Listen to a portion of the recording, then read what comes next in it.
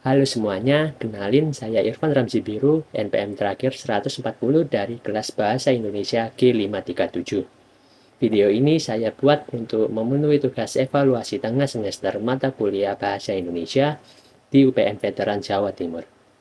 Nah, kali ini saya mau ajak teman-teman nih buat membahas sesuatu yang kayaknya sepele tapi sering banget kita temui, yaitu kesalahan penulisan atau ejaan dalam bahasa Indonesia. Pernah nggak sih kalian lagi jalan-jalan gitu, terus lihat ada papan nama besar tulisannya apotik pakai I, atau mungkin lihat pengumuman praktek dokter pakai E.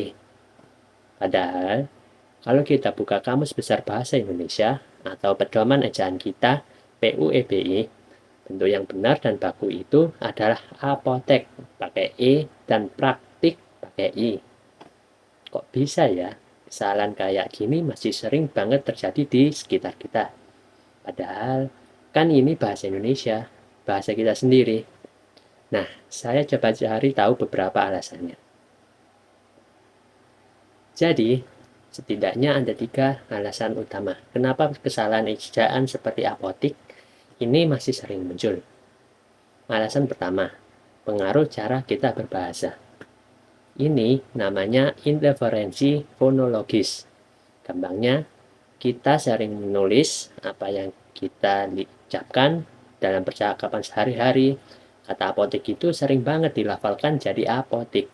Nah, karena terbiasa mendengar dan mengucapkan apotik, akhirnya ke bawah deh pas menulis. Jadinya apotik juga. Fenomena pengaruh ucapan ketulisan ini juga dibahas loh dalam studi analisis kesalahan berbahasa. Misalnya, dalam bahan ajar mata kuliah analisis kesalahan berbahasa Indonesia. Alasan kedua, kurangnya pengetahuan atau pemahaman aturan baku. Ya, simpelnya nggak semua orang hafal atau tahu persis mana sih bentuk kata yang baku sesuai PUEBI atau KBBI. Mungkin nggak tahu kalau kata apotek itu sebenarnya serapan dari bahasa Belanda apotek dan bentuk baku Indonesianya adalah apotek.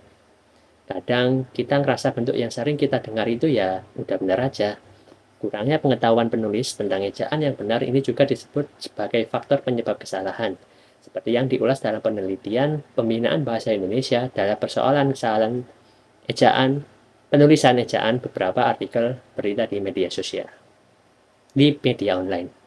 Alasan ketiga, kita terlalu sering lihat yang salah. Ini juga nggak kalah penting. Coba deh perhatikan lagi di jalan, di spanduk, di papan nama toko, masih banyak banget yang nulis apotik, praktek, service, fotokopi, atau bahkan penulisan dijual yang seharusnya dipisah. Karena kita sering melihat bentuk yang salah ini di mana-mana, lama-lama kita jadi terbiasa dan menganggapnya wajar. Bahkan mungkin kita jadi ikut-ikutan salah karena berpikir, lah yang lain nulis gitu, kenapa kok kita nggak nulis gitu juga? Fenomena banyaknya kesalahan penulisan kata ini di ruang publik ini nyata adanya, dan bahkan sudah diteliti dalam studi seperti kesalahan penulisan kata pada spanduk di wilayah Kota Medan. Jadi teman-teman, dari 3 alasan tadi kita bisa lihat ya kenapa kesalahan ejaan kayak apotik ini masih awet aja. Pengaruh ucapan, kurang paham aturan, dan terbiasa lihat yang salah di lingkungan. Lalu, apa yang bisa kita lakukan? Ya, mulai dari diri sendiri.